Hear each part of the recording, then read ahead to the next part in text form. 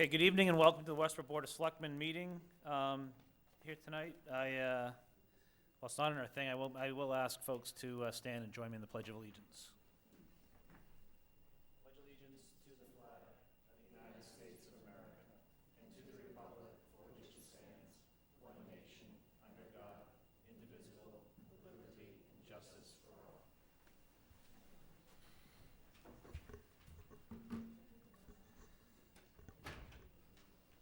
So thank everyone for the department heads that are in the audience here, and as folks know with the public, where we've closed our public buildings. This is a open meeting, and relative to regulations put out by the governor, I am going to have a statement at the beginning here, just as the way we're operating this meeting. So pursuant to Governor Baker's March 12th, 2020 order suspending certain provisions of the Open Meeting Law, General Law, Chapter 30A, Paragraph 18, and the Governor's March 15th, 2020 order imposing strict limitations on the number of people that may gather in one place, this meeting of the Town of Westborough Board of Selectmen is being conducted via remote participation. No in-person attendance of members of the public will be permitted, but every effort will be made to ensure that the public can adequately access the proceedings as provided for in the order. A reminder that persons who would like to view this meeting while in progress may do so by either on Westborough TV, on the channels both on Verizon and Charter, as well as live streaming it on the Westborough TV website. So with that, for our agenda this evening is specifically just around discussion vote on the open meeting law relief, remote participation, and virtual meeting statement adoption, and then discussion that I just went through.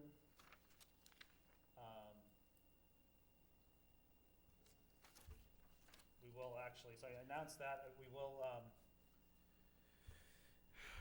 to adopt and then post some explanatory language about the use of virtual meetings on our website as well.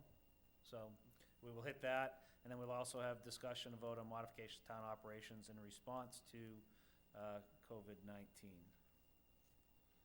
So first thing with the open meeting law relief, remote participation, virtual meeting statement adoption. Alan? Okay. I move that, in light of the ongoing COVID-19 coronavirus outbreak, Governor Baker issued an emergency order on March 12, 2020, allowing public bodies greater flexibility in utilizing technology in the conduct of meetings under the open meeting law.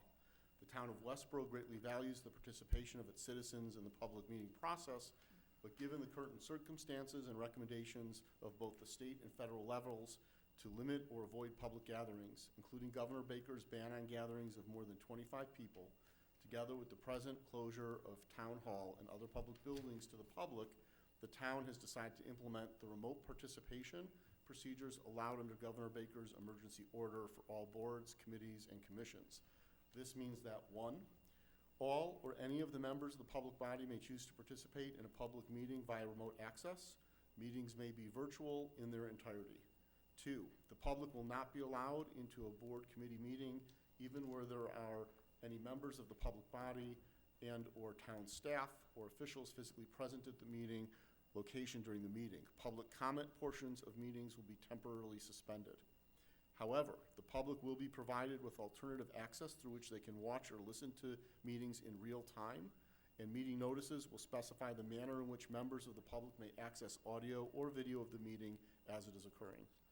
4, if, despite our best efforts, our technological capabilities do not adequately support public access to virtual or remote meetings, the town will ensure that an audio or video recording, transcript, or other comprehensive record of the proceedings at the meeting is posted on the town's website as soon as possible after the meeting. 5, notices for public hearings will contain additional information about how the public may participate via electronic technological means. For executive session meetings, public access to the meeting will be limited to the open session portions of the meeting only. Public access to any audio, video, internet, or web-based broadcast of the meeting will be discontinued when the public body enters executive session. 7, where individuals have a right or are required to attend a public meeting or hearing, including executive session meetings, they will be provided with information about how to participate in the meeting or hearing remotely. 8, meeting notices will still be posted at least 48 hours in advance, not counting Saturdays, Sundays, or legal holidays, unless it is an emergency meeting as defined under open meeting law, in which event the meeting notice will be posted with as much advance notice as is possible in the circumstances. Minutes will still be taken. Please check individual meeting agendas on the calendar on the town's website, located at town.westborough.ma.us, for the latest information regarding meetings. Each meeting may experience unique circumstances that may require last-minute changes in protocol, including cancellation or rescheduling. We appreciate your patience as we undergo this shift in a significant aspect of how the town conducts business. So thank you for the motion. Is there a second? Second. Any discussion on that? Okay, Lee, we're going to be voting on this one. I should have stated before that we do have Selectmen. For some reason, the audio on my phone tonight is very good. Okay, So I'm actually in sync with you right now. perfect. So just for the public too, so while there's 4 selectmen here, Selectman Emery is participating remotely.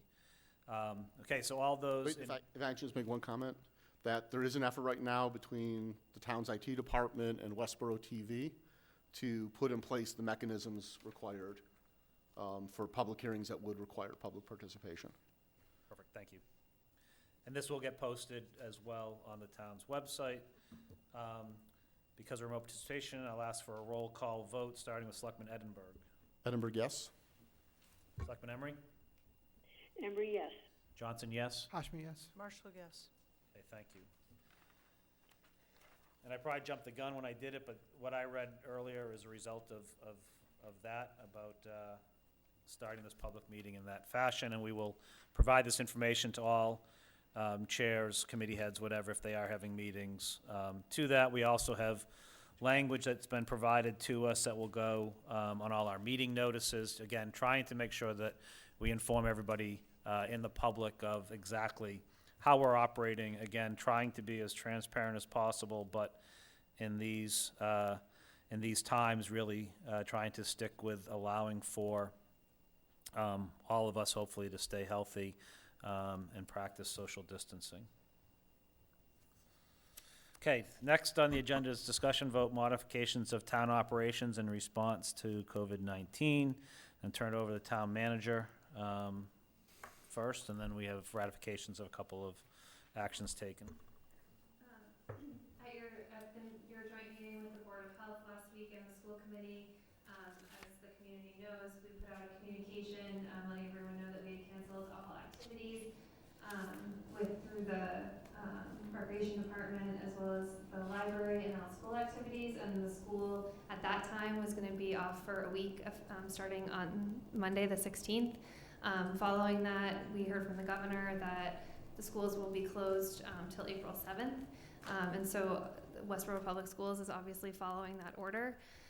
In addition to that, on Monday, we closed all municipal offices to the public. And so we did keep the doors open until noon on Monday for the people to access the town clerk's office to obtain an absentee ballot. But also on Monday, we had an emergency meeting of the Board of Selectmen where it was voted to postpone the town election. There's currently no date for the town election, but certainly the Board of Selectmen will be working with the Board of Health and the town clerk to pick a new date for the election. Today we put out an interim work schedule policy to all non-public safety employees, and we'll be providing more information to the community tomorrow about that, but that's going to be effective tomorrow morning. What the policy does is it will keep staff in the municipal offices Monday through Thursday, closing at 5 on Tuesday as opposed to 8 when we typically close, and keeping municipal employees home on Friday. During those 4 days, departments will split their employees, balancing the 2 groups of employees with levels of supervision and responsibility, and then they'll each take 2 days. So we'll have a group of employees that will work on Monday and Wednesday likely, and then the other group would work on Tuesday and Thursday, understanding that the building would be disinfected in between each of these groups, also making sure that if someone does get sick within a municipal office, we're not infecting the entire department. The department heads were well prepared for this notice because we started talking about it last week in preparation for what might come, and we have gotten to that point.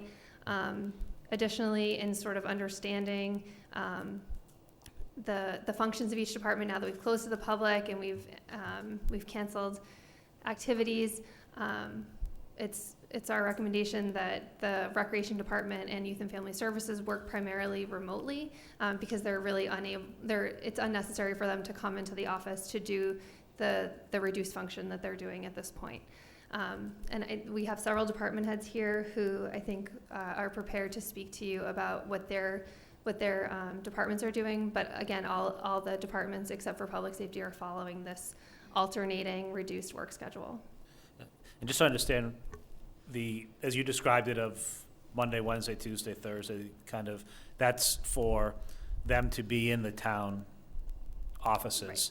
But when those employees that are not in the offices are still, in essence, working and Right. doing. So the expectation jobs is that from when home. employees are not scheduled to be on site in the office, that first of all, they don't come to any of the town offices, still trying to practice that social distancing and certainly separating employees in the same department, but that they are available to work from home. So that for a municipal government, what that means is different depending on all the different departments. It could be as much as, logging into their computers and being able to do all of their work, or it could be being available to the department head during that time to answer questions or do whatever is directed. Some of our employees are going to be doing trainings at home, online trainings, if that's something that the department head can identify for them. And then we have a lot of employees that are going to be working on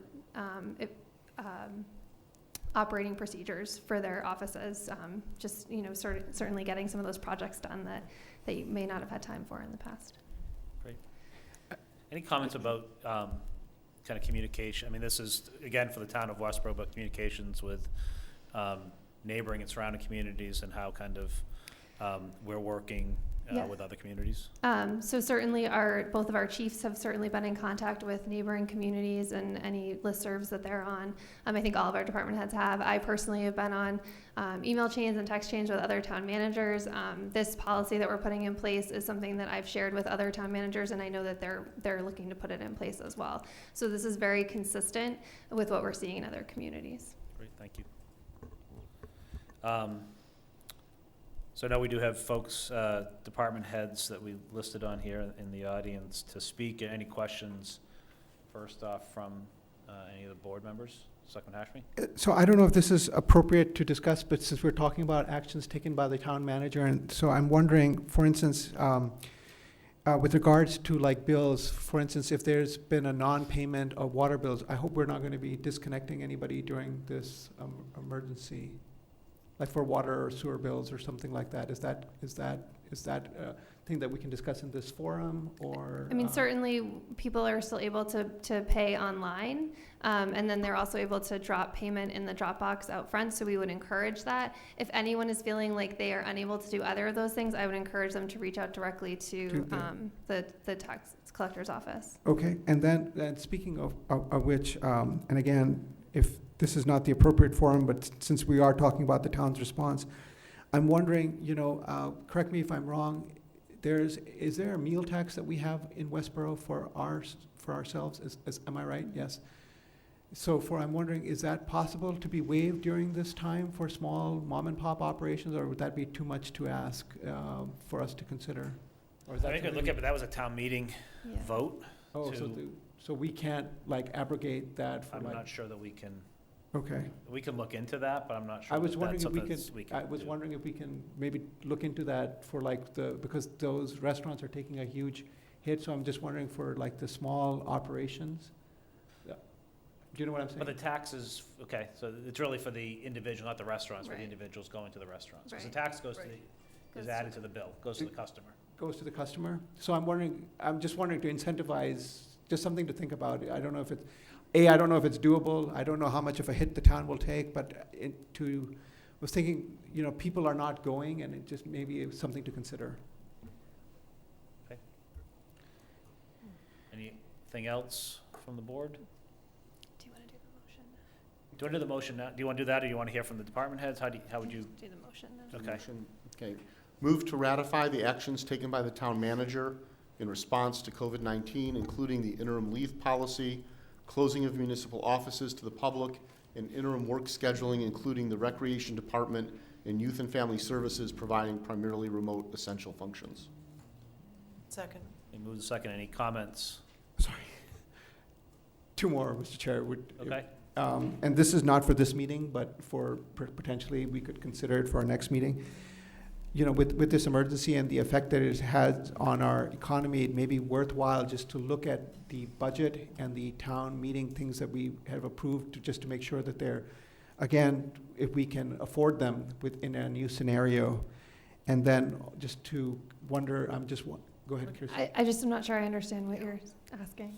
Yeah, I'm not sure I understand either. So, for instance, we were, all the items that we had approved at town, that we had voted, we had approved, but those were done in a situation, in a financial situation, which is far different. We were expecting certain tax increases, and, there were certain financial projections that the town was making, and I'm just wanting to make sure that those financial projections are still valid. And I'm not saying that we need to do this now, maybe just something for us to discuss at our next meeting. Well, Yeah, I think that's fine. I think that we can take a quick look at it and Just to make sure that everything that, it's really, I think it would really be the revenues. I mean, taxes are still taxes, and we're still. yeah, I just want to make sure that, taxes, and our state aid is still our state aid. There may be relief. So I think what you're getting at is really if there's a drop in other right. revenues that was substantial enough that would be. Would that, and for instance, we were considering a drop in our free cash, and is that still something that is still, again, it's too early, but I'm just wondering if we could just discuss this at our next meeting. Well, I think that's going to be for next year. That would really be for our next budget as we get prepared for town meeting, which is Okay. going to be, because we've already voted everything right. for this year. Okay, So all right. I think if what you're asking is really the use of free cash, that's really going to be what we need to vote on for next year's Next year's, okay. budget, But starting so July maybe 1st. maybe a discussion of, hey, where we are financially. maybe Depending on when the town meeting ends up being, we could provide the board with an update. I think it would be good to revisit the warrant and the budget, That's what I'm getting not at. necessarily vote again, but just to sort of refresh ourselves, because it could be things could be fine. several weeks away. Yeah. That's what I'm getting at. Yep, Thank you, perfect. Christie. I think that's great. You have one, you said you had a couple. Another one? Oh, and just the bond borrowing, which I'm sure you guys are on top of because the rates have fallen, and so, Yes. yes, They're not going anywhere. I know. Great. Any other comments? If not, a roll call vote, starting with Selectman Edinburgh again. Edinburgh, yes? Leaf? I'll come back to, Leaf, if you can, off mute, just to vote on the ratifying the policies. Hold on. You're on, yep. So, I thought you could hear me. Yep. Can't hear me? I can hear you now. So just a roll call vote from you, if you don't mind.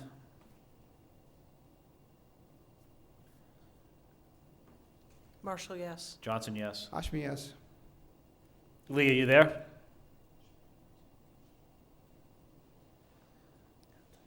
Okay. Well, we have a 4-0-1. We may have the 5th when we get Lee back on, but that is ratified. Okay. Next we have, I know we have Maureen here. Just an update from the library director.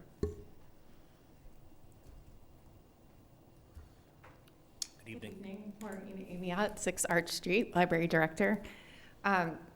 Just wanted to update the board. We've spent the last 2 days getting organized and planning to start tomorrow doing curbside pickup of library materials. We just posted around 4:30 today on our website the instructions for any Westborough resident who would like to pick up items at the library, what the procedure is to do that. So I won't go through all that. If you're interested, you can check that out. But basically what will happen is they will request the items that we are holding in the library. Our staff will go and pull those items off the shelf. We will clean them, sanitize them, and bag them into Ziploc bags, and then email the patron and let them know that their items are ready for pickup. We're asking them that once they arrive at the library, that they use the spaces in front of the library on West Main Street, pull up as close as they can, and you'll notice there's a pop-up tent with a table underneath it. Can you hear me? We will, when they arrive, we're asking them to call the front desk and let us know that they're here. We will walk their item out to the table and set it on the table and go back inside, and we're asking them to wait until we're back inside to get out of their vehicle and get their item. That way there's no interaction between us and the patrons, which is the complete opposite of how we normally operate. And then they'll take their item and off they go. We've had a really positive response from the community after just announcing that. We kind of gave patrons a heads up this morning via Facebook Live and got lots of positive comments. You can see those on our Facebook page. People are really grateful to still have this service available, to have books for their children, for themselves, to keep them occupied during these crazy times. And we want to thank the Board of Health for working with us and coming up with procedures that we could do so we could still provide service to the public. We are still accepting returns of materials, so if anyone has books or items that they want to return, they can return those through the book drop. Our staff are handling those with gloves, and we're loading those items onto a cart a book cart we're calling our dirty cart. Then it gets rolled to the meeting room. All those items are offloaded onto a table. There's one table for each day, and we're holding those items for 4 days. They won't be checked in for 4 days. Everything that we've read, that we've seen from our state agency and from CDC is like the best information that we have right now is that the virus could last on plastic surfaces up to 3 days. So we're gonna leave our items for 4. And then after 4 days, we will clean and sanitize them and check them in and return them back to the shelves. So that's kind of our behind the scenes process. That's what we were working on the last couple days. We're really excited to get it started. And we did our first Facebook Live. It was sort of a combination hangman and Wheel of Fortune type event because we want to do some fun things for people who are stuck at home too. And those will be sort of on a pop-up basis. So we encourage everyone to like our Facebook page so you can keep an eye out for those. And wherever possible, we will post links to videos on our website for anyone who does not have Facebook so that they can keep up with all of the fun that's happening at the library. Great. So if you have any questions or comments.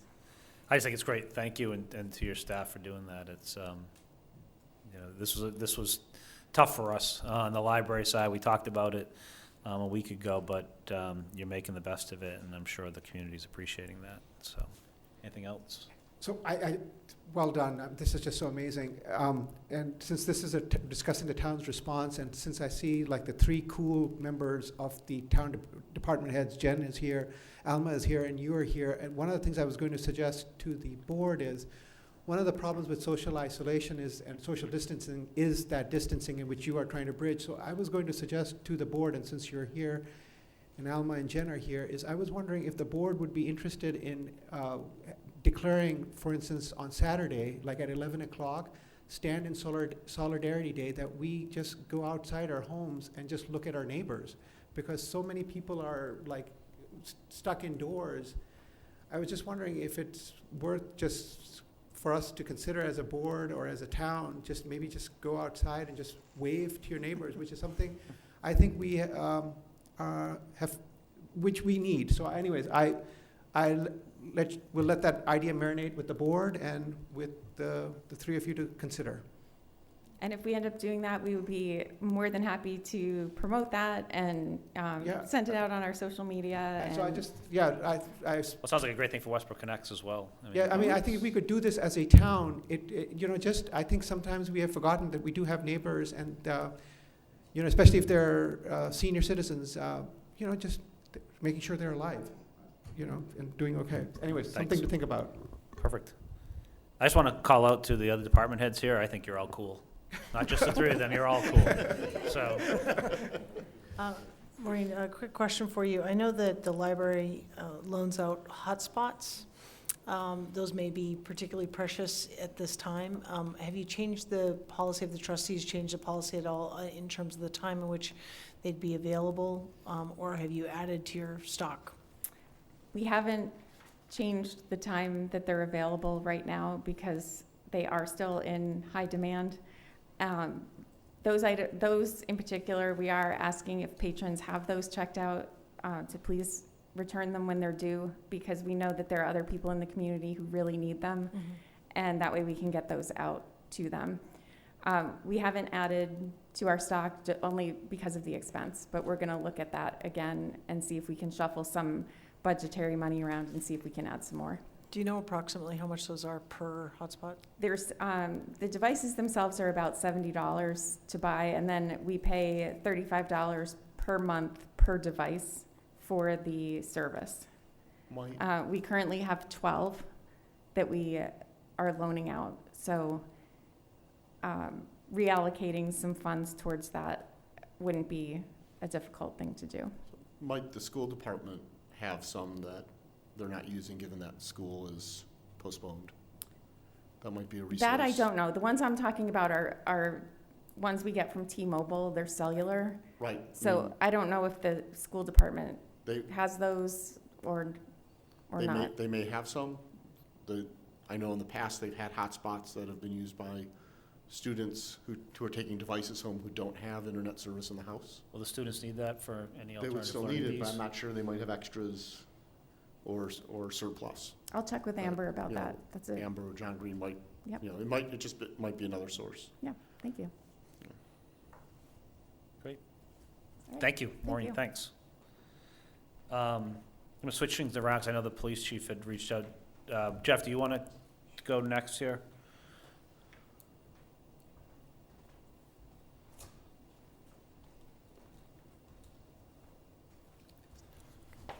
Lot going on at the police department. So I'm going to share with you some of the things that I've been working on over the last couple of weeks, especially today. So I'll go by number so you can understand kind of where we're at right now. So I'm going to read, this is exactly what I put out to our personnel today. To all personnel, please see and adhere to the following special orders, directives relating to COVID-19. 1, sanitizing cruises at the start of shifts. Sanitize station computers and phones before use. 2, roll call is temporarily canceled. Review IMC log from your cruiser mobile laptop or in a separate area of the station where computers are located. 3, limit oncoming and outgoing staff contact. 4, common areas. Employees should wipe down common areas, such as in the report room or the lunchroom prior to use. They should take extra care when using common computers or phones to ensure that they wipe those surfaces. These areas need to be kept free of all clutter to make wiping of the surfaces easier. 5, time and station. Employees should not congregate in groups in the station. This includes dispatch in the lunchroom. When employees are in contact with one another, they should use social distancing, standing at a distance of 6 feet or so to prevent any spread of a virus. 6, when completing reports, a supervisor will be notified and one officer only in the report room on a computer at a time whenever possible. We have procured a vendor to sanitize cruisers and ambulance once a month. Thank you, Chief Purcell. WPD personnel are not to enter any buildings where patients display flu-like symptoms unless requested by the Westborough Fire Department. 9, all out-of-state travel is canceled unless essential to WPD operations. 10, all scheduled training, to include in-service training, is canceled until further notice. 11, traffic officer temporarily reassigned to patrol division. 12, personnel are directed to summons whenever possible in lieu of arrest until further notice. 13, use common sense when traffic enforcement is warranted. 14, animal control is adhering to the National Animal Care and Control Association guidelines concerning the COVID-19 pandemic. 15, currently courts are closed. I just found out via email they will continue to be closed. People in need of restraining orders are to contact the Westborough Police, and it will be processed as we do when courts are closed after hours and during the weekend. We will literally be arraigning people with an iPad in the cell area. And if they're to be held, the House of Correction will pick them up. 16, due to recent activity surrounding COVID-19, the Registry of Motor Vehicles is seeking to reduce customer visits in their service centers and AAA offices, and will do this by extending the expiration date of certain credentials. See Bullet 17 for explanation on what extensions are granted and not granted. Bullet 17. The Massachusetts Department of Criminal Justice Information, CJIS, advised all Class D and Class DM licenses, ID cards, and learner permits that have expired or are expiring between March 1st, 2020 and April 30th, 2020 will have a 60-day extension applied to the current expiration date. This does not apply to vehicles registration at this time. Most vehicle registrations can be renewed online at mass.gov/RMV. 18, contact with the public. Officers should use care when dealing with members of the public, whether on radio calls or foot patrols. Use social distancing to minimize close contact. Use protective rubber gloves whenever possible when dealing with the public. Do not shake hands and avoid people who are coughing or sneezing. Avoid large groups if possible. 19, illness. Employees who have flu-like symptoms should not come to work. These symptoms include, but are not limited to, fever, cough, shortness of breath, and body aches. Prior to returning to work, an employee who had these symptoms shall check with Lieutenant Hallis or Deputy Chief Minardi. The lieutenant or deputy chief may determine that the employee should stay out briefly beyond the cessation of symptoms. 20, exposure. Employees who have been exposed or think they have been exposed should report that exposure to their supervisor via telephone immediately and shall avoid contact with others. 21, wash hands, sanitize hands frequently. These are unprecedented times. We will get through this as a team. We need to take great care concerning not only our health, but the health of the loved ones at home. Thank you for your dedication and professional service to our community during this pandemic. Stay safe, everyone. Jeffrey A. Lurie, Police Chief. I mean, it's interesting. I had one of my officers who went out to assist regionally today say, can I go to assist regionally? I said, yes, because if we have an issue where we need outside sources, as the town manager mentioned, talking to area chiefs, making sure we take care of each other. And this is to basically stress to how important this is, that I don't want to see, 2 shifts together with the Detective Bureau, and then I got 10 people out. So this is drastic measures. I mean, not having roll call, where, again, as Said was saying, we're distancing ourselves from each other. We're isolating ourselves, but we want to make sure that people are safe. And I do believe it's going to get worse, but we all need to take a real deep breath, and all will be well in time. And like I said, the staff has been absolutely phenomenal over there. I mean, we were out, all of us today, the entire shift, directing traffic, Route 9 and Otis for 2.5 hours. The lights were out.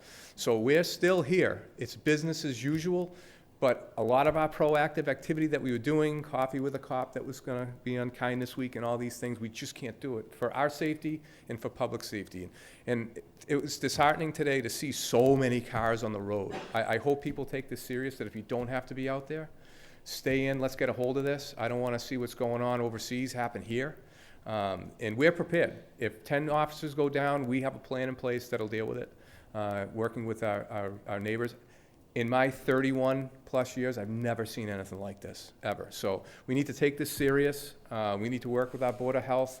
I can't thank Steve enough. I can't thank Jim Stewart, the fire chief, the town manager, the other department heads, for really coming together and rallying together to try to keep us all safe while still serving those we're entrusted to serve and protect. So from Maureen's programs to the library, it's a wonderful community. We're going to do our best, but please, I ask everyone to take this very, very serious.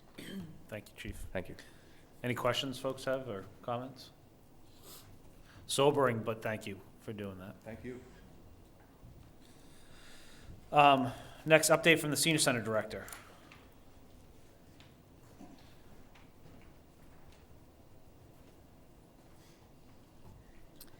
Hi, I was going to say in 36 years, no, I've been called a lot of things, but not cool, but I've also never considered appearing before the Board of Selectmen in jeans and my sneakers, so.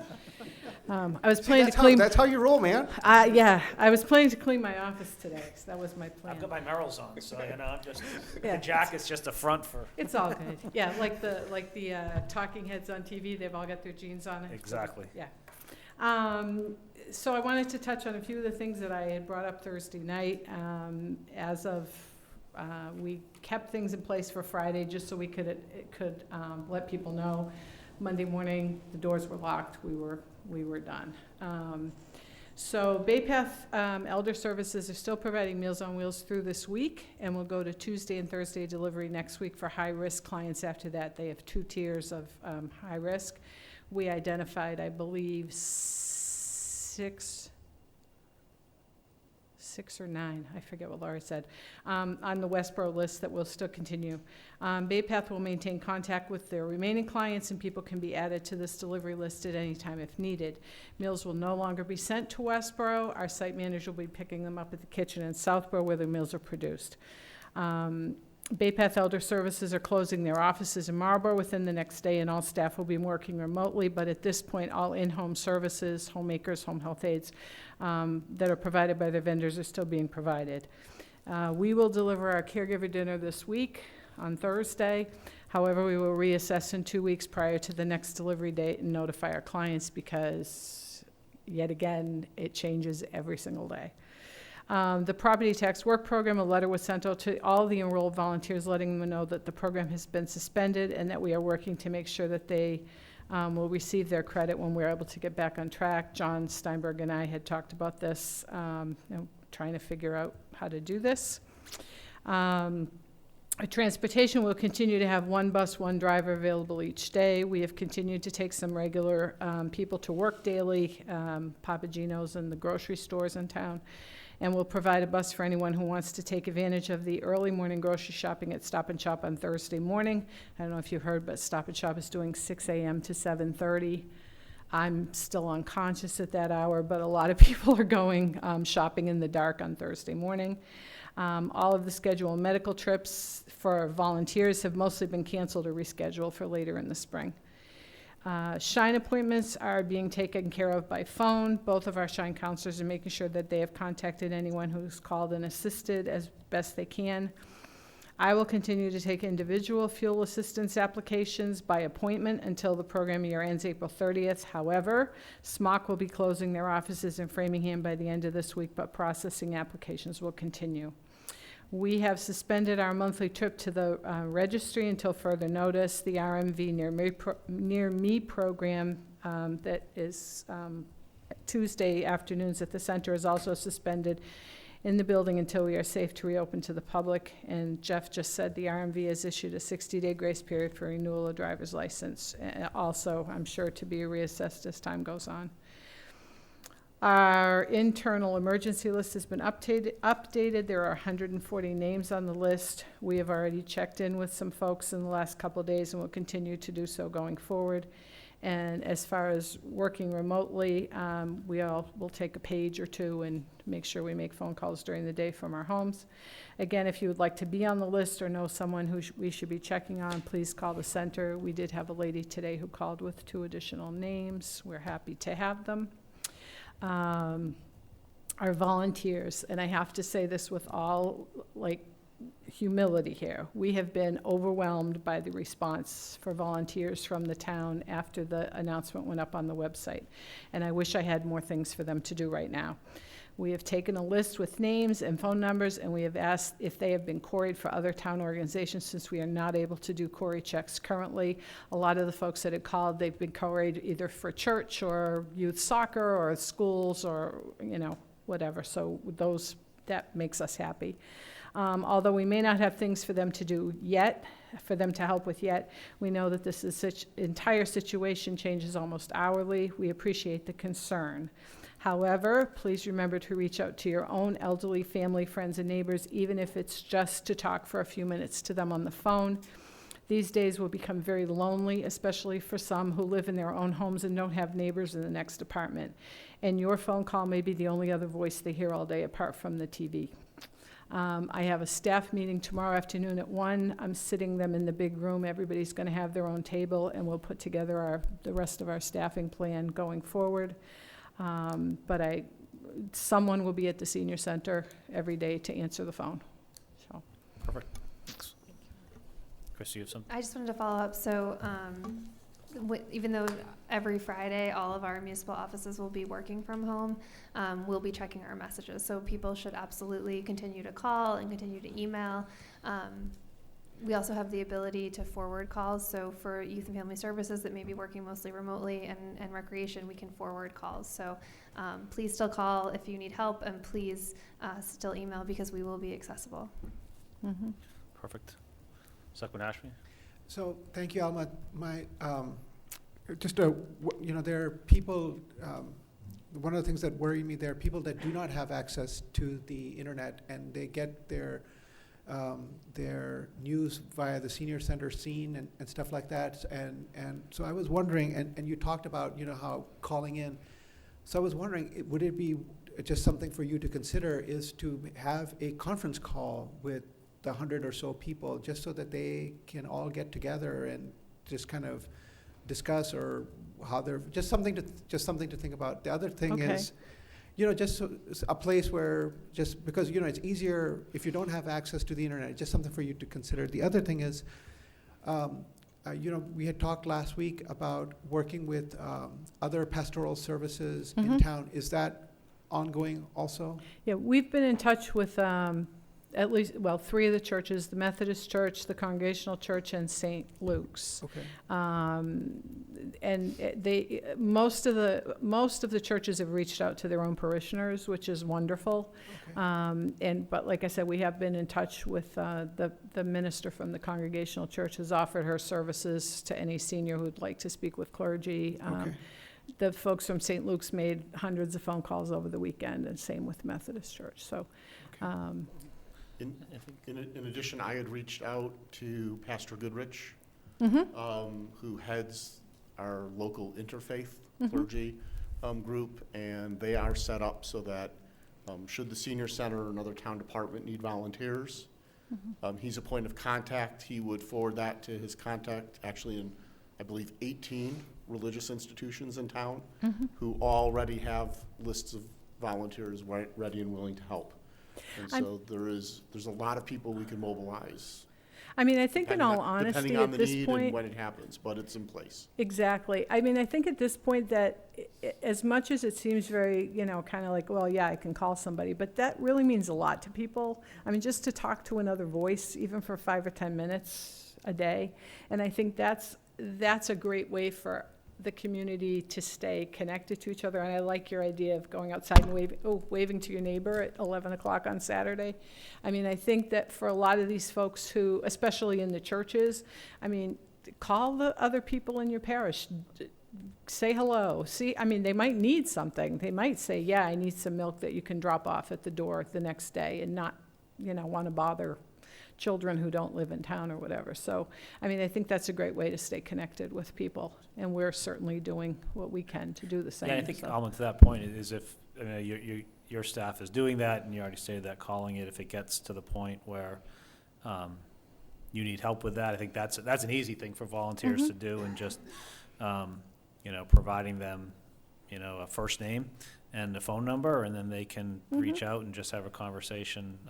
I agree, that's what community is all about, and I think people would be thrilled to do that for those that need it, but I think it helps all of us too when we do that. It's something that makes our life a little brighter too, so feel free to utilize that, and utilize those services that Alan We're happy to talked do about. that, so. Great. All right. Thank you very much. Yep. Okay, and Fire Chief Emergency Manager. I wanted to move you to the end because you had 2 titles. So hi, Patrick Purcell, serving as your fire chief, coming from 4 different perspectives actually. So emergency management, fire, EMS, and the dispatch center. So we've been pretty busy organizing all 4 of those divisions, and I'll start off with the dispatch center. So procedures have been implemented within the 911 center where every caller is being screened for symptomology consistent with coronavirus, primarily cough, fever, and shortness of breath. And if patients screen in for that, well, whether they screen in positive or negative, while apparatus are responding to calls, first responders are being notified of that, which changes some operational procedures before we enter any scene, which I'll get to when we get into the EMS part.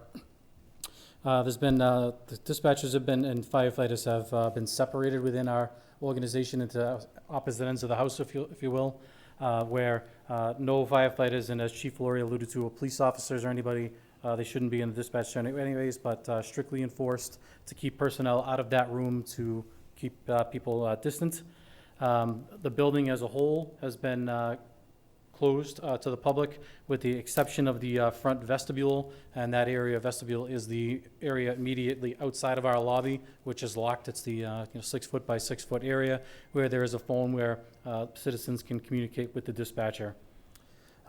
Also out in that vestibule area, in an effort to assist the food pantry with their procedures that are about to take place, we've installed a lockbox. I believe they're transitioning from food distribution to gift cards. So we will be receiving those gift cards in a locked, secured box outside of that vestibule where we can provide a key to management of that service. So that, at those Painless. gift cards for the food pantry are going to be deposited with you in the fire station? They go to the lockbox, but the food pantry has the key to Leaving a lockbox at the front door, yes, sir. Okay. So location is fire station, Fire station. but And the they're- food pantry is the one that will be accessing. And if I can reiterate, they're specifically looking for gift cards to Roach Brothers and Stop and Shop, because if food pantry clients need assistance with transportation, they have a means to provide transportation to those two grocery stores. Yes, sir. So, Correct. And lastly, with regard to the dispatch center, I've had conversations with Chief Liver from Northborough Police, who oversees the dispatch center in that community. We've had some discussions relative to interoperability. We've linked up their communication supervisor with liaison to the communication center, and they are going to work forward to make sure that should there be a labor issue within either one of those departments, we can step up and help each other. Within the next day or two, I'll also be reaching out to the town of Southborough, just because I know we all have compatible communications equipment, and if really worst case scenario took place, we could merge probably all three centers all into one, probably out of Southborough, because they have the facilities to handle that. If they're watching this right now, they're probably surprised to hear that, because I haven't had a conversation with them yet, but I will be probably in the next day or two. With regard to the overall operation of the fire department, effective today, I have revoked all the vacation and personal time that has been issued to firefighters and the firefighter, paramedics, firefighter, EMTs, and I'm not approving any time off from this point forward for a minimum of 60 days. We also are down an employee, so we have a staggered group. One group only has 9 personnel right now, and in an effort to reset every group to a minimum complement of 2 fire officers and 8 firefighters, I have transferred 1 fire inspector out of prevention and moved him onto group 1. So now every group has 10 personnel. It is our intention, unless people get sick, to try to maintain that staffing. What else? As of today, we have completely had the facility sanitized, excuse me. We had a very deep clean. Wanted to thank the town manager and Jim Stewart for making that happen for us. Frankly, it looks better than it did on day one, and it smells amazing. Because of that, prior to them coming, we did set up the emergency operations center. Because of the sanitation of the building, we have closed that room today. It is secured on all sides, and it is prepared for department heads to set up at that location should need be if we got pretty deep into our continuity of operations plan. We've made our building, as I said earlier, off limits to the public, and that includes any family members of personnel that work there.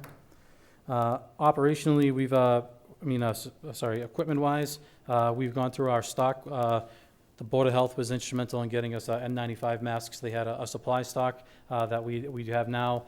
We do have 0 gowns left. We've already gone through our supply of those, and we're doing okay on face masks. As I stand before you, the Regional Health Office out of Worcester, the consortium there, just called me. I'm not sure what the news is, but I believe they were assembling some equipment for us. And also with regard to PPE, we made some operational changes, our clinical changes. We have surgical masks that we were also able to obtain, pediatric and adult, from the Board of Health. And unless it's a detriment to patient care, maybe we had to place an airway or something in somebody, we're gonna insist that every patient that we come in contact with wears a surgical mask. And frankly, we had language issued to us today from the hospitals that they're not going to allow patients into the building without a surgical mask on. So that would be consistent with the care that we are anticipating to deliver. We've also put a policy in place where paramedics have to wear an N95 mask if they are going to perform invasive procedures such as endotracheal intubation, or if they're going to administer aerosolized pharmaceuticals in the back of an ambulance, which is a confined space.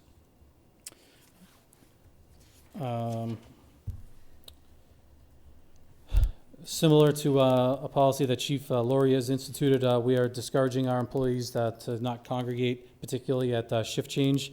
As you know, we have 10 people in a group, and that has the ability to put 20 people in the same space within our department at the same time, and that is not that's not going to be allowed.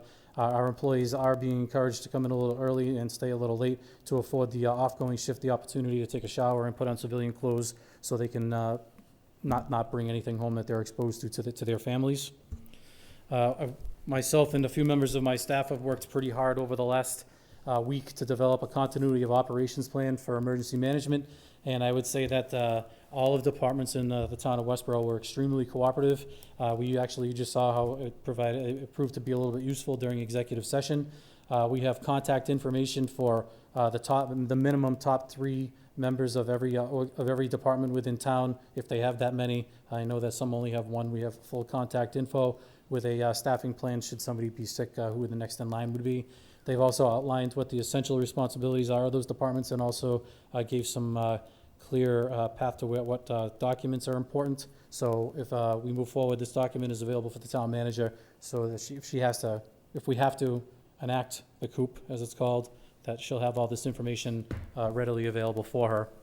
One thing that I'm pretty proud of, and I think this is historic, is the Code Red system. As you've heard on the phones, we've been using that now for the last several days. And the historic part of this is Patrick Cullen and Lieutenant Patrick Cullen and Deputy Fursky have put together a program where we right now have every single town employee listed in Code Red, so that if one message needs to be delivered by our leader, that can be made from her to everybody, so we have a clear, consistent path for communication, which, as we all know, that is typically a stumbling block to get a message out. So if we need to deliver a message to our employees, we have that opportunity, we have that available to us, and we'll certainly make that happen.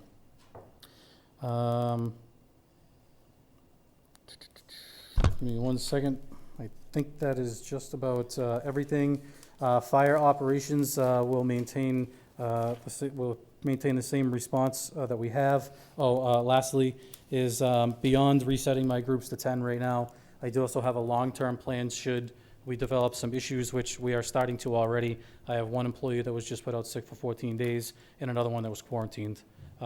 So we're already starting to feel a little bit of that. I think we're okay for a while, fingers crossed. But if we do get into critical staffing levels, I sent a letter to the union today to put them on notice, and also ask them for their opinions on what we're doing. I'd like to have that checked. But I have a plan for if we have a 25% reduction in our staff due to the inability to come to work, 50% and 75%.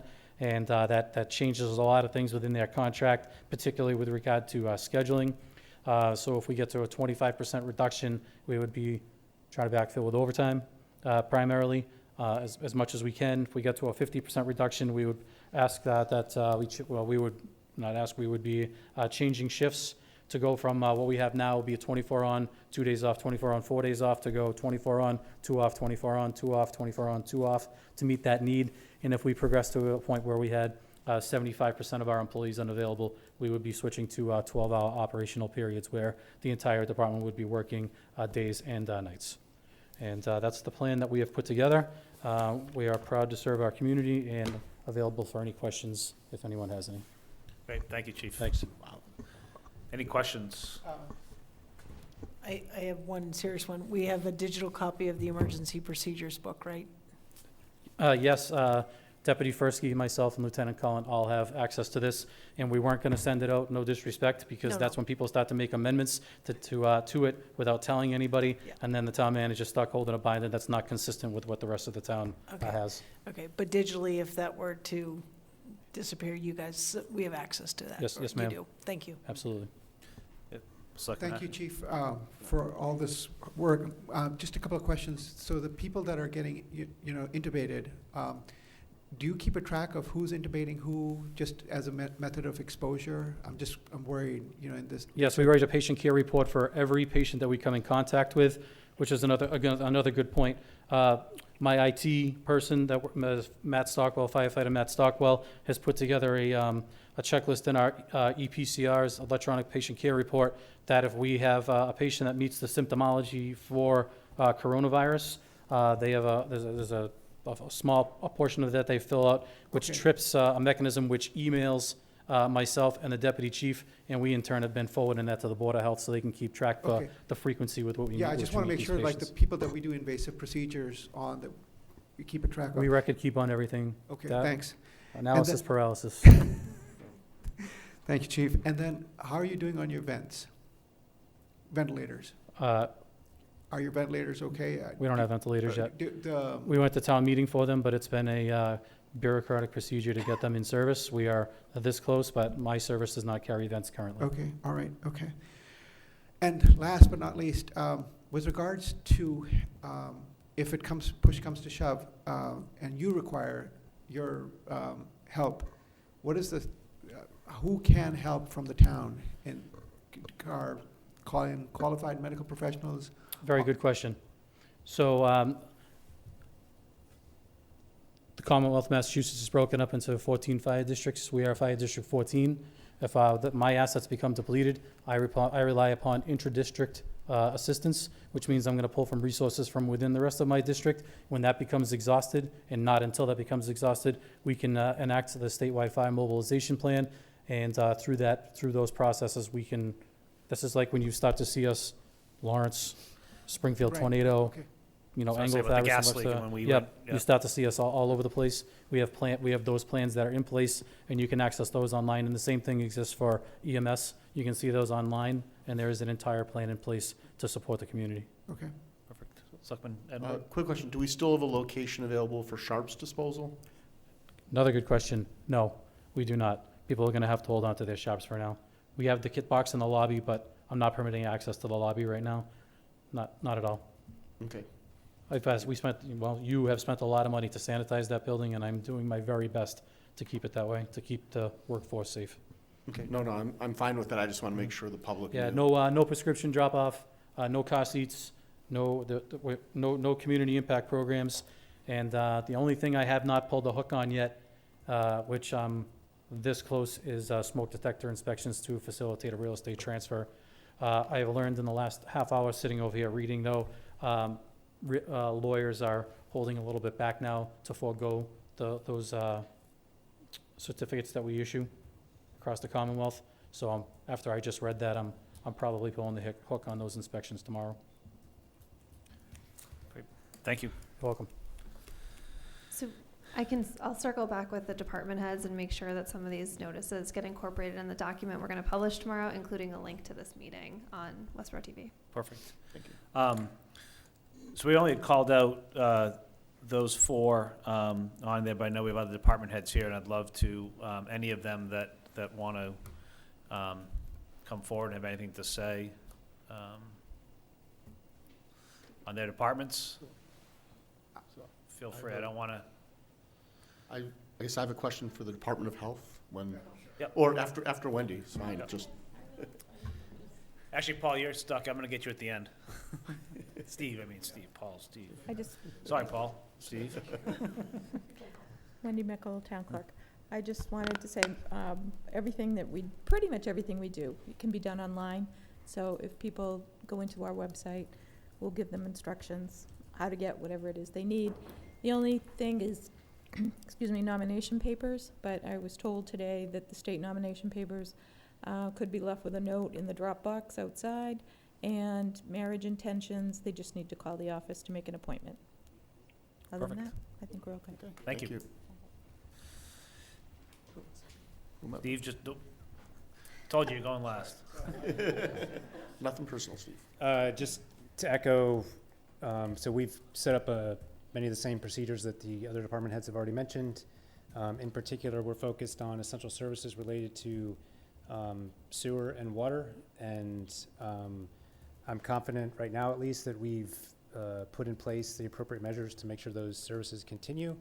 There had been a question previously, not tonight, but in another forum, about water quality and supply, and at this time there's no reason to have concern about the ability of the town to provide clean water to residents, over the coming months and as we have over the past years. So, any questions? Perfect. Any questions? One comment, I know at town meeting, we often talk about grinders in the sewer system.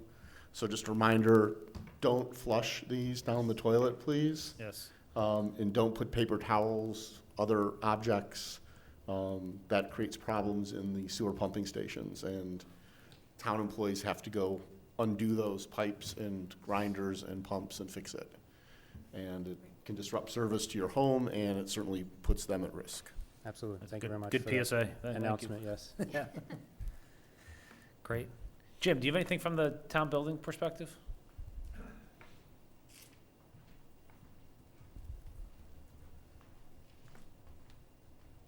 Good evening. Good So, we've worked hard the last week to try to keep, the disinfecting, schedules up. I've had meetings today with our vendors that we're using at the Ford's building in here. Basically, it was to, inform them that we're really looking at, I'm not so detailed on if there's, a little bit of dirt on the floor now. We're concentrating on disinfecting. We want to keep with the staggered schedules we're going to be doing, that so when both people come in, that the building is always in the same condition for the next person as it was for the one before. So, I've got a good plan in effect with Enterprise, the company that we use for cleaning. I'm had a couple of issues with, my own staffing, where I have such a small department and having 2 men, and to be able to keep up levels, but we've got that all worked out. I have reached out to the school department for the 3rd floor to see if they could provide us with, they typically use a Monday, Wednesday, Friday for a cleaning crew up there. They have one of their custodians come. I've reached out to them this evening to see if they could actually provide us with one more day and take care of the 3rd floor themselves, and that would be a Monday, Tuesday, Wednesday, Thursday. And in that conversation, I asked that, the Thursday cleaning be later in the afternoon. There's nobody in the building on Friday. That way, Monday morning, it's clean for the people coming back to work. So, we've worked, been working it out. It's been a long day and a lot of discussions, but I think we're moving forward and we're in the right direction. We're definitely using the right products in the buildings now. I provided with the DPW some additional disinfectants that we're using in these 2 buildings, so that we're all using the same product and we know that it's consistent throughout. I was just going to say that these the sanitation workers, these are now first line people taking care of our health. I mean, so if you could please pass our deep appreciation. They're truly public health workers at this point, so if you could pass that on. Thank you. I'm sure they'll appreciate it, and I will. Thank you. Thanks. Okay. Leah, anything from the finance side? So I said you'd come up if you didn't want to, but I'm calling you all out anyway. No, that's all right. So basically, we're, backroom staff, but things are going on as usual. as far as money going out and money coming in. So if people need to pay their tax bills, their water bills, their motor vehicle excise tax bills, if they need certificate of municipal liens because they've got a real estate transaction going on, there's 4 people in the treasurer collector's office, so there'll be 2 staff every day. They're manning the phones, and obviously we have Invoice Cloud to pay bills through the website. If anyone has any problems, again, people are there to man the phones, and I've instructed them that if people call and they need their hands held to know how to pay a bill that they've never normally paid online, they're going to be there to help them. If people still want to drop off a check, there's the black box out in front that they can use to do that if they're so inclined to do that, because they don't do online payment. And you can get to the online payment by going to the treasurer collector's website and click on there, and it'll take you right to Invoice Cloud. And I've heard that it's pretty easy to use, and now that a lot of people have time to sit at home, they can go on and set up an account, and you can actually do a lot of really neat things with it, as far as being able to go back and look at old bills if you need to, for real estate tax and things like that. You can go back as long as you have an account and not do a one-off payment. As long as you have an account, you can go back and research history and such. So, and on the opposite side of things, as far as paying bills and paying employees, my assistant and I will be doing that as well. So warrants will still be processed and checks will still go out for vendors that are obviously performing tasks for the town. And payroll will get paid, so our employees will get paid, which will make them happy. So, Perfect. all right. Great. Okay. Thank you. Do you have a question for John? John. John Steinberg. Hi, just Hi. didn't want to be left out, but We don't want you to be left I out. don't know, Jennifer- I and John back there, I know there's a yeah. question for him too, so he's gonna follow you up, so get prepared, John. So like Chrissy said, in the rec department, we'll primarily be working remotely. I think for the next couple of days and next week, we will have at least one person in the office, just sort of to finish organizing. But just because we're all at home doesn't mean recreation has to stop. I have a few Facebook Live events already scheduled. We're gonna do a live recreation kind of class next Thursday, and next Friday we're gonna do a live dance party. So we've been brainstorming things for people to do so that they're still moving, kind of having fun, because this can, like Alma or somebody said it, I think it'll get lonely. Right now we're still kind of amped up on adrenaline and stuff, but as the weeks go on, we want to be able to provide some fun outlets for people. So we're gonna keep working on stuff like that. Perfect. And I'd recommend to the public out there for library and for senior center, it's not calling us with questions. If they have ideas for you, I'm sure you'd be, if they say, hey, can you do something like this? Absolutely, yeah. So Facebook, email, calls, we're gonna be checking all portals. So yeah, any ideas, things, even if you have an idea that you don't know exactly how it could work, throw it out there, and I'm happy to brainstorm, so. Perfect. Yeah, I've Thank never you. seen so many people walking, and I've never seen so many happy dogs Yeah. being walked Yes. on leashes. Just stay On 6 feet leashes, apart from yes. people. On leashes, no, and I know that there was actually, someone had posted, by the way, happy St. Patrick's Day to everyone, so, that they were doing a, spot shamrocks around town.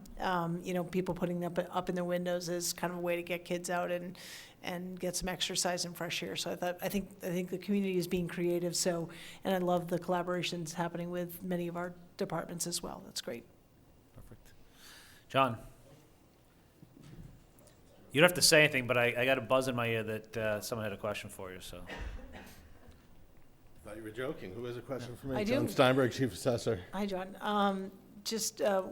Typically, I know your team, they're out doing assessments and also personal property. Where does that stand at this point? So we're continuing with our work on an exterior basis relative to residential properties. So we may knock on doors and say, hey, we're here, so you don't see some stranger walking through your yard. However, of course, if people don't want us there, they should feel free. We're going to keep our distance, relatively speaking. We have commercial work and plenty of other stuff we can be doing. We'll be sending out more mail, trying to get feedback from people in the communities. I will just mention that the exemption deadline for those who are looking to take part in the exemption program is coming up for the 1st. Please contact our office. There will be someone there, and we'll do our best to get your applications in on time. If we need additional paperwork, we'll deal with that after the fact. Perfect. Thank you. Yeah. I just want to add that building and planning are not here, but they continue to operate also on the same schedule that we've had described. Each of the department has described. Building department is continuing to do inspections, and so certainly practicing social distancing and not entering a house where someone's exhibiting any symptoms. But you should feel free to contact them if you have inspections that need to be done, because they'll have someone in the office again those 4 days a week, and then be checking messages on Fridays. Christy, on that note, I know the city of Boston put a moratorium on any construction.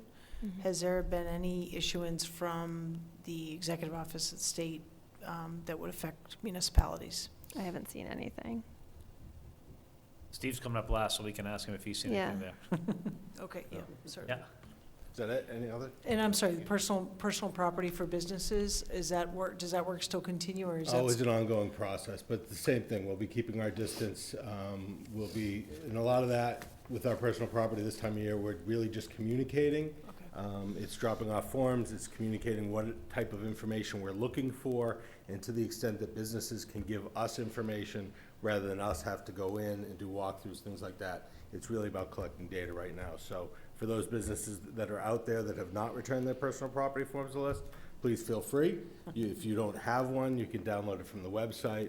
Income and expense forms as well for those income producing properties, also available on the website. Please download it, fill it in. If you don't have one, we will email it to you, drop one off in the mail, however you want to do it, so we can get it Carrier back. pigeon, yeah. That's right. Okay, great. Thank you. Great. Thanks. Steve, Last now but- it's your turn. Last but Very not least. So first, as far as the construction question about, we haven't heard anything either, so that takes care of that one. So where to start? It's kind of been a whirlwind week for me. I just got to first thank all of my colleagues, Amber, Christy, Pat, and I'm going to miss someone, but everybody has been great as far as the collaboration and the help that and the support that they've given, my office.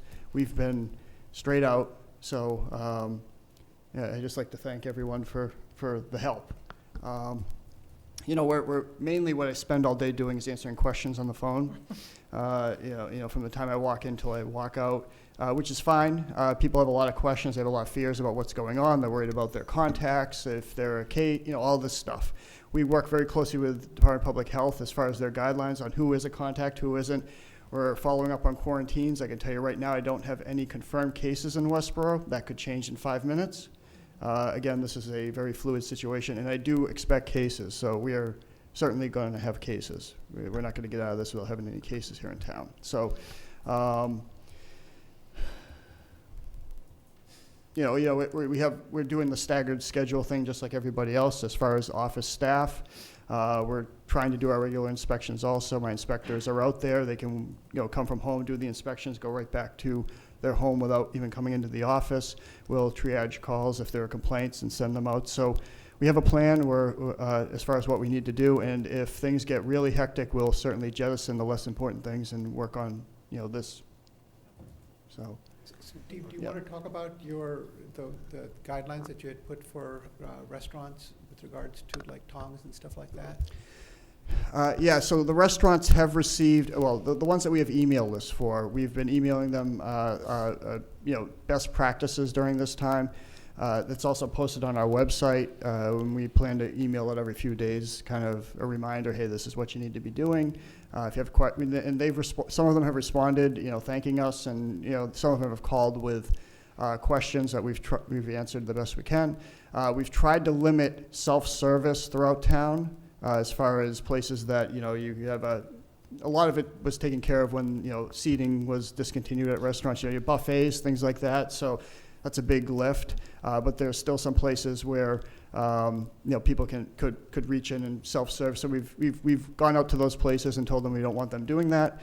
So I'm pretty sure we've hit everybody, but of course it's a work in progress. So did that answer your question, Say? Yeah, okay. Thank you.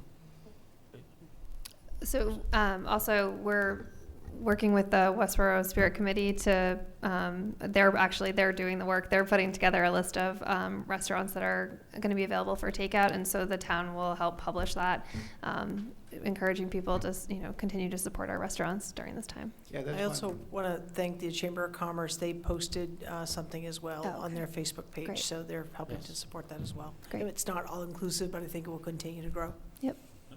Okay. I'm wondering if it's possible for your department, the Board of Health, to provide some additional guidance to parents. This afternoon, I received many messages from parents who are concerned because their kids are showing them pictures on Snapchat and Instagram of their friends congregating at people's homes, movie parties with 15, 20 kids sitting in a enclosed basement. And maybe some additional guidance that this isn't a snow day where you go off and hang out with your friends. The social distancing is very serious. So I know, Amber kind of hit that. I know a lot of her, we anytime Amber has sent something out, we have obviously collaborated with her on that, which I thank her for. But we certainly, maybe we could put something under our, Christie, under our, we don't have and maybe Amber could send something out again. We can work with her on that, because I don't have the I don't have her ability to get it out to the parents, but we can work on something between departments. Okay. Thank you. And I think, we all have, I'm speaking not to you, Steve, to the public, that we have huge personal responsibility in where this goes.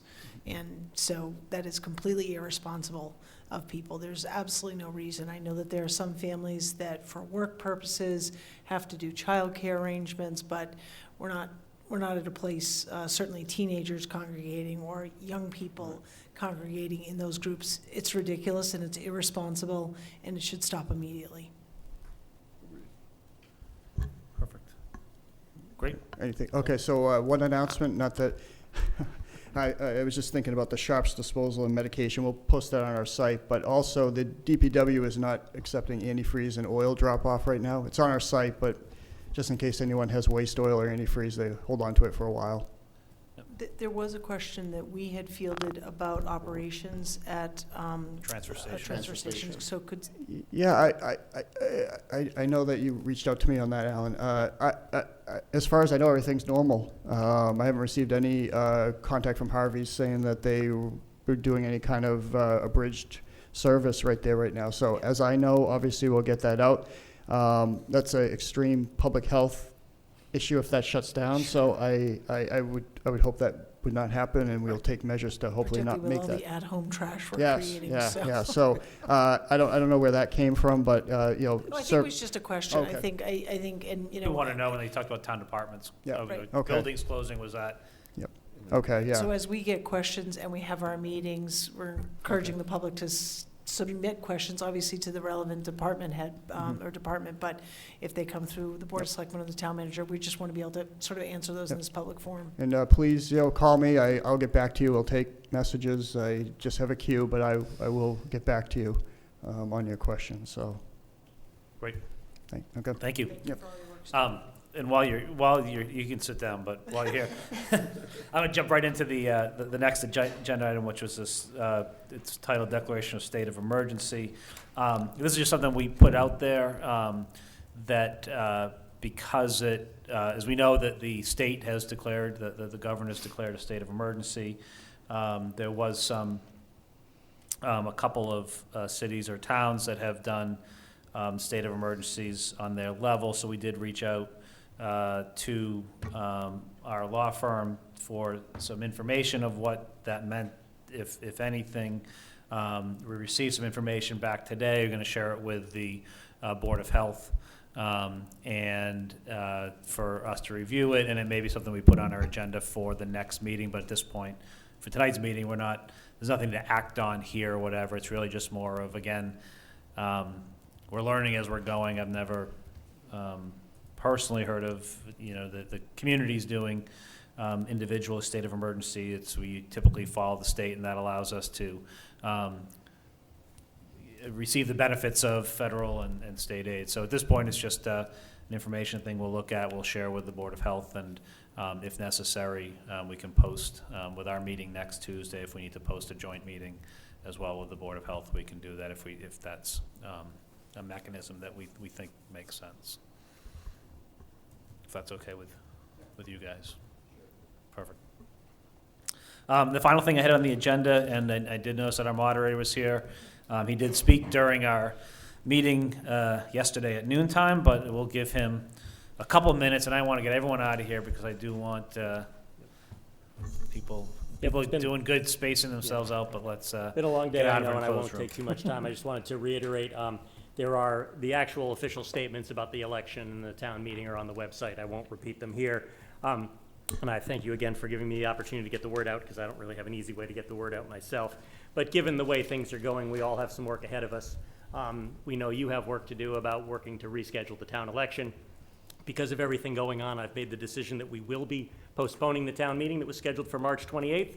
However, making an official declaration requires that we have a time, date, and place known. And I would like to continue to work with you to try to keep things as normal as possible in terms of doing joint communication about dates for election and town meeting together whenever possible. There's also a number of activities going on at the State House, given the governor's action, that could change the chapter 39, section 10A law about how long a moderator can declare a postponement for, and there are other remedies that are being talked about. So I have not yet made the official declaration because I don't want to start the clock and I don't want to lock us in. But I would look forward to working with you and the Board of Health and the Health Director and the Town Manager between now and a week or so from now to make that declaration official and to find out what our options are and what we agree might be the best time to do a rescheduling the postponement. So I'll work with everyone to make sure we communicate the official declaration when it happens, but I want people to know that they're not expected to show up at the high school on March 28th. A declaration will be forthcoming, and we'll figure it all out together. Perfect, thank you. Is that something we're going to discuss next Tuesday? Discuss what? The declaration that he's talking about? I was just gonna say, it's the moderator's declaration. Yes, me. Yeah. Yeah. It's just, I'm supposed to make a declaration in consultation with the selectmen, so Ian and Christie, and I'll try to get some email addresses. It's not a formal meeting. It actually is explicitly in the law that my discussions with you are not a deliberation, so we don't have to call a meeting. But at some point, maybe after the end of the week or weekend, when we see what the State House does, I'll try to work out to have a call, or either a call or a series of calls to figure out when we think the best time to reschedule is. And then if we have to reschedule again, we'll figure out how to do that. But I just want everyone to know that we're all working together, and I think a key part of how things are working so far is that we try to keep clear, consistent, and regular communication. So people think of the election and the town meeting as going in tandem, and maybe this year they won't be in tandem like they usually are, but they are one thing that the voters can act on. And we're going to do it as normally as possible as soon as we can be as normal as possible. Yeah, and I think to that point, similar to with the election, while there was rules in the elections, I mean, with this, we're not gonna surprise people with this. We're gonna give people plenty of notice. They're gonna know when the meeting is, to prepare for it, whatever. And that's why I want to do the same thing with town meeting. So I'm hoping that every time there's an announcement about when the election is, it says when the town meeting thinks it's gonna be, and any time I have to make a declaration about what the town meeting is, we say we think we know when the election's gonna be. So the voters are thinking of the two in conjunction with each other, just like they always do.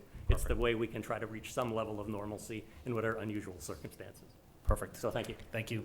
I would just add to what John said in that there are a lot of things going in play at the state level. And so in addition to giving relief for town meeting postponement, election postponement, they're also talking about looking for relief from procurement laws, looking for relief from public records request timelines, relief from constructive approval and ZBA and planning board deadlines.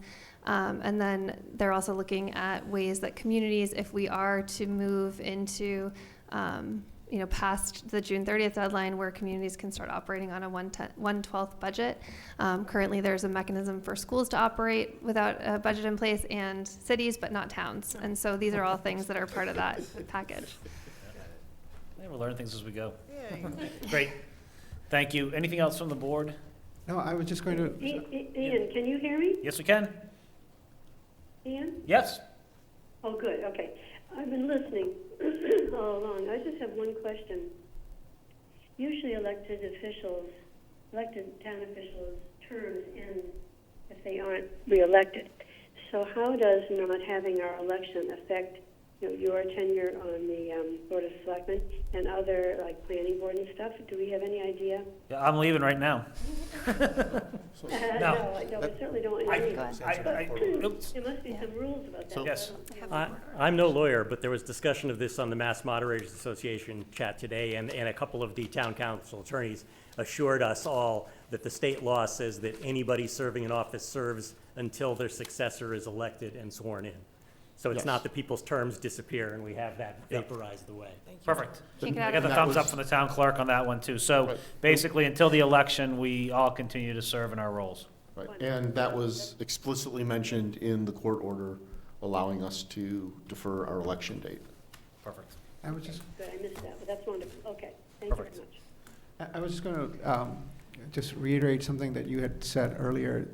I just hope that the residents of the town just see that despite everything that, that the world is going through, that our government is functioning, you know, that we are still working, we are still, you still have to pay your bills and everything else. And there's a lot of dedicated people that are working very hard to take care of you, to protect you, and I think it's just awe-inspiring. Yeah. Perfect. While the doors may be locked, as we said, that's why we talked tonight. The phone lines are open, the emails are open. There's ways to reach us. We will reach back if anybody has concerns and you're not getting through some department, go to another department.